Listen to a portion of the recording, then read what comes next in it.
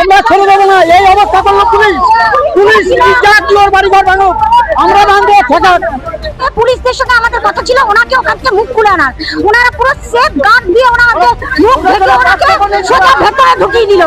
আমাদের তোলাবাজি আর সন্ত্রাসের অভিযোগে অভিযুক্ত তৃণমূল নেতাকে সেফ করিডোর করে আদালতে ঢোকাতে এত তৎপর কেন পুলিশ? এই প্রশ্ন তুলে দুর্গাপুর আদালত চত্বরে ব্যাপক উত্তেজনা। এক বিজেপি নেত্রীর সাথে কেন্দ্রীয় বাহিনীর জওয়ানদের ধস্তাধস্তি, পুলিশকে ঘিরে ধরে ক্ষোভ প্রকাশ বিজেপি কর্মী সমর্থকদের।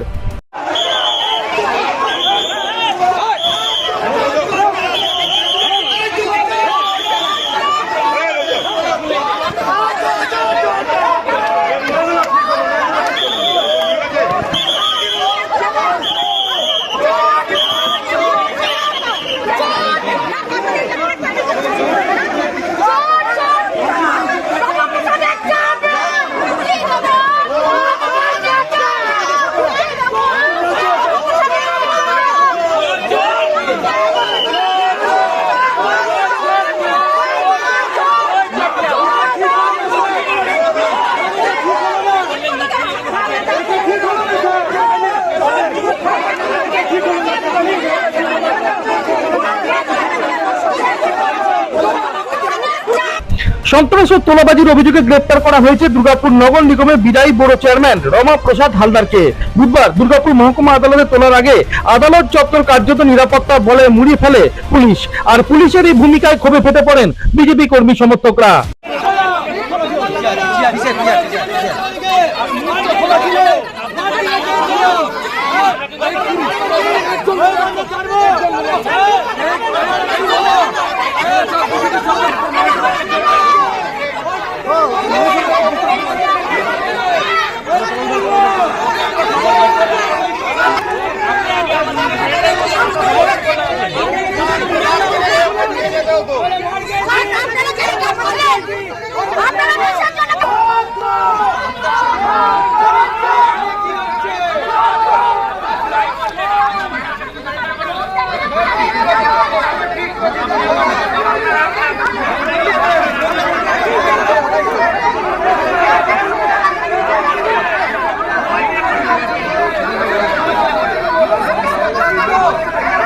ওর বাড়ি ঘর যা আছে সব চুরমার করবো। পুলিশ নিয়ে কত বছর জঙ্গিবাদী, আমরা ছেড়ে দেবো না। এই অবস্থা করলো পুলিশ। পুলিশ যা কি ওর বাড়ি ঘর ভাঙুক, আমরা ভাঙবো ঠেকান। পুলিশদের সঙ্গে আমাদের কথা ছিল ওনাকে ওখান থেকে মুখ খুলে আনার, ওনারা পুরো সেফ গার্ড দিয়ে ওনাকে মুখ ঢেকে ওনাকে সোজা ভেতরে ঢুকিয়ে দিল। আমাদের 2021-এ যে ভাইলেন্ট হয়েছে আমরা কিন্তু কিছু করিনি সেই তুলনা। ওনাকে বলেছিলাম পুলিশের কাছে একটা দাবি ছিল আমাদের যে ওখান থেকে আমরা আপনার মুখটা খুলে আনবেন, আমরা ওনার মুখটা দেখতে চাই, কিন্তু পুলিশ একদম সেফ গার্ড দিয়ে ওনারা এনেছেন। পুরো বোকা বানিয়েছে, বোকা বানিয়েছে পুলিশ, আমাদের বোকা বানিয়েছে।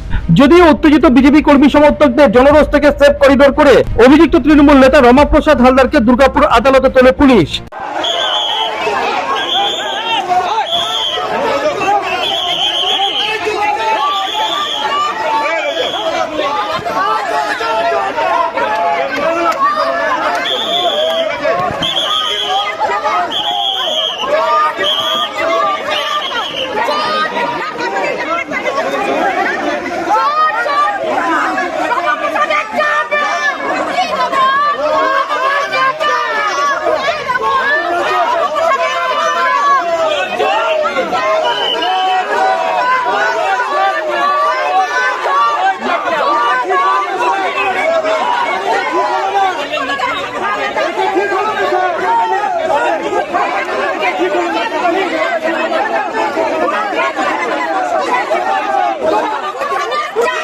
দশ দিনে পুলিশের হেফাজত চেয়ে অভিযুক্ত তৃণমূল নেতাকে দুর্গাপুর মহকুমা আদালতে তোলে পুলিশ।